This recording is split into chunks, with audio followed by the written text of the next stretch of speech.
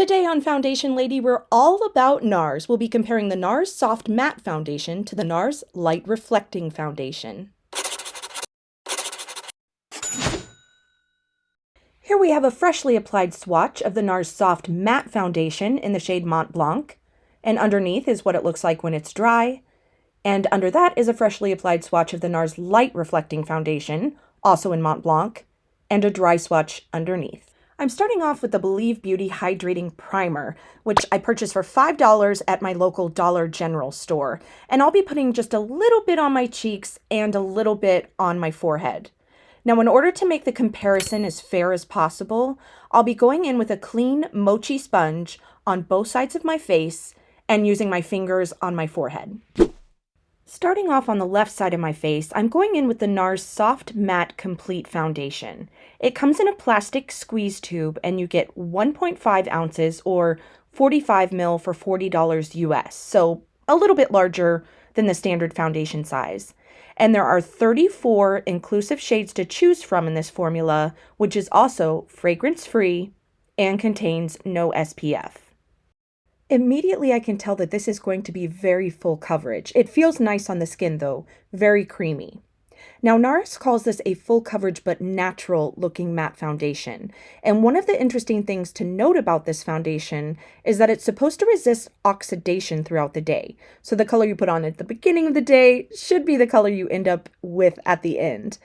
Now I think what they mean by this is once it's dry, because if we pull up the swatches here, you can clearly see that I have some difference between wet and dry, but I will be testing this out today to see if it oxidizes throughout the day. It's also supposed to last for 16 hours, so this is another long wear foundation. And in terms of dry time, this comes in at just a little over 7 minutes until it's dry to the touch. So initially as I'm putting this on, I'm feeling a little bit nervous as it's so full coverage. I'm worried that I put on just a little bit too much to start. But even just a few minutes after putting it on, I noticed that it's starting to melt a bit into my skin. So I'm definitely still getting full coverage, but it's starting to warm up a little bit more, melt in my skin, and look more natural. As far as the shade goes, I'm really enjoying this Mont Blanc shade. They consider it a light neutral color. It has a little more peach in it than I typically like, but it seems to be blending really nicely in with my skin tone. So now I'll be going in on the right side of my face with the NARS Light Reflecting Foundation, also in the shade Mont Blanc. Now this foundation comes in at $49 US for the standard 1 ounce or 30 ml, and it comes in 36 inclusive shades. This foundation is also fragrance-free and contains no SPF.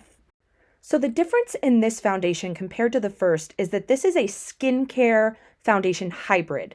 It's a medium coverage versus full, and it's supposed to be particularly good for redness, dullness, and dark spots. It's the kind of foundation that's supposed to improve your skin over time if you wear it regularly.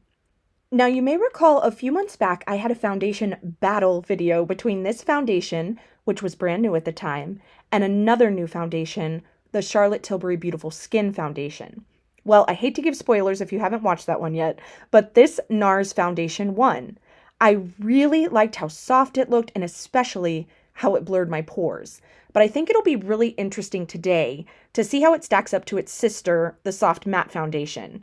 And I'm pretty sure it's going to be a tight race because when I brought my two selections up to the counter at Sephora, the lovely woman who is helping me raved about both of these foundations and how she switches off between the two of them. Now, dry time for this one, because it has more of a moisturizing feel to it, came in at just over 15 minutes. And going in on the forehead now, I should mention that this is the suggested way to apply the foundation, by putting a pump on your fingertips to warm it up and then apply using your fingers. So after putting one layer on both sides, I have to say that these foundations are named so appropriately. I mean, the left side looks matte, the right side looks light reflecting. Now, because I'm going to be going out and I'm going to be wearing these all day long, I wanted to go in with a second layer on the light reflecting side because on camera it's not too bad, but in person you can really tell the difference in coverage. So I wanted to try to match them up a bit. And I know I just mentioned to you about how they suggest using your fingertips to apply this, but honestly, I didn't see a very big difference between the fingertips and the sponge application. And sponge is my preferred method anyway, so I decided to just go in with the sponge for the second layer. Okay, and now I'm just going to speed up this clip a little bit of putting on the second layer so that we can get to how it looks. Okay, so here we are. 1 layer of the soft matte on the left side, 2 layers of the light reflecting on the right side. So as I continue putting on my concealer and my bronzer, all products which I will link below, let's go ahead and talk about how this performed throughout the day. I had already tried the light reflecting foundation, which is on the right side, and I already knew that I really liked it. But to be honest with you, I didn't think that I was going to like the soft matte foundation. The reason being I have normal to slightly dry skin, and I thought that it was just going to look too dry and too cakey on me. But it didn't, and I actually ended up really, really loving it. I would catch glimpses of myself in the mirror throughout the day, and I just kept noticing how beautiful and how soft my skin looked. There was only one instance I had with the soft matte foundation in which it didn't look quite as good, and it was rather random, but I do want to share it with you. I was upstairs at my desk in my beauty room, and the sun was streaming through my window. And as that harsh light was hitting me from the side, it was definitely more obvious on that side that I was wearing foundation. It looked just a little bit heavier, a little bit more textured than the other side. So just keep that in mind if you're planning to wear it to an event outside, or you work in an office where you're constantly being hit by side light. You might want to know this random fact about it. But this is how I would utilize the foundations. As an everyday, going to work type of foundation, I think the light reflecting is beautiful. It's soft. It's a very natural finish. Great everyday foundation. Keep in mind, it will not last as long as the soft matte, but hey, not everyone needs a foundation to last 16 hours.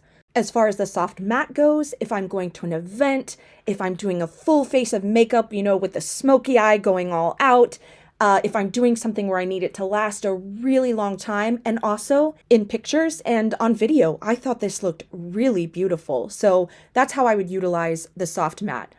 I think they are both really great foundations. If I had the chance to sit down with the executives of NARS and they said, "What would you change about this if you could change anything?" I would say, don't change anything about these formulas. They're fabulous. The only thing I would do would be to add more shades, specifically more neutral shades, more neutral olive undertone shades for those of us that don't quite fit into the standard warm or cool toned shades. So here we are with the finished look. And even with everything else on top of it, you can still see that one side is more matte and one side is more light reflecting. I think they're neck and neck as far as performance goes. I think it's just completely personal preference on the type of finish that you like. And I realized after I put all my makeup on that I had forgotten to get close-ups. So let's go ahead and go now, even though we have our, blush and bronzer and everything on top, and give you some close-ups of what it looks like all together. So before I get into comparison swatches and pictures of how this looks in different types of light, let's go ahead and take a look at how this looks halfway through the day at the 4-hour mark. And here we are at the end of the day, around 9 hours later. Stay tuned for comparison swatches, pics, and of course, everybody's favorite foundation dog, Norm.